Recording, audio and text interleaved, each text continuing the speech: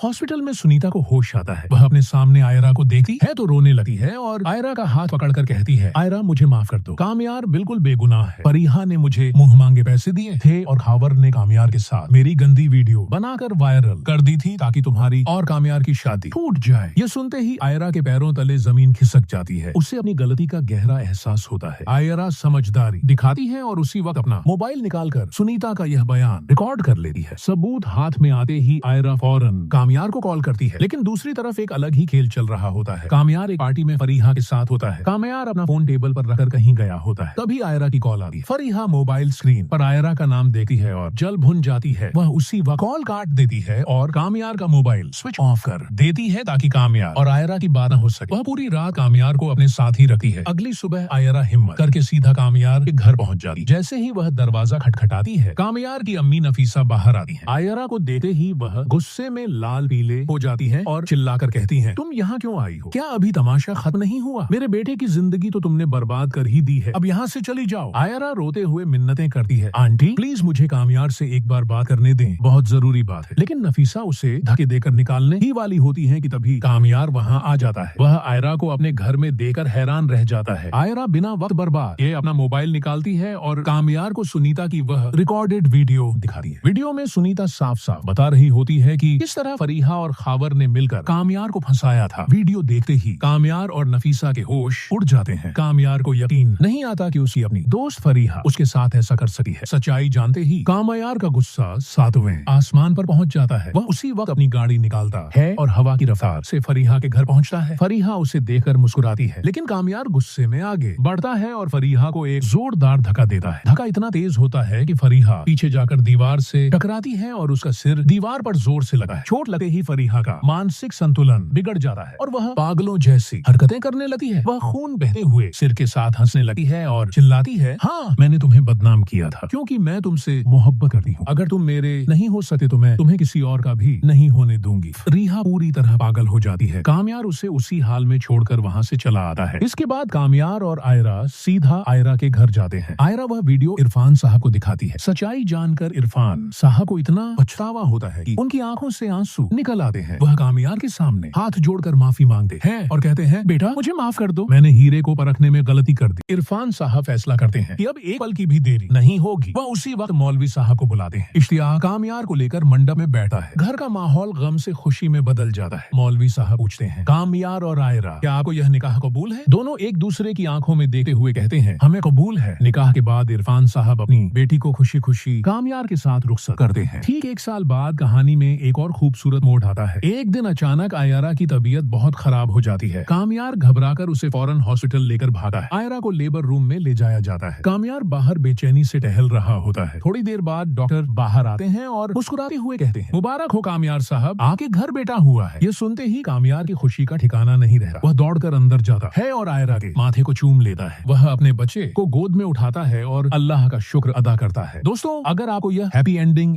Drama पसंद आया हो तो हमारे चैनल को लाइक, सब्सक्राइब और शेयर जरूर करें।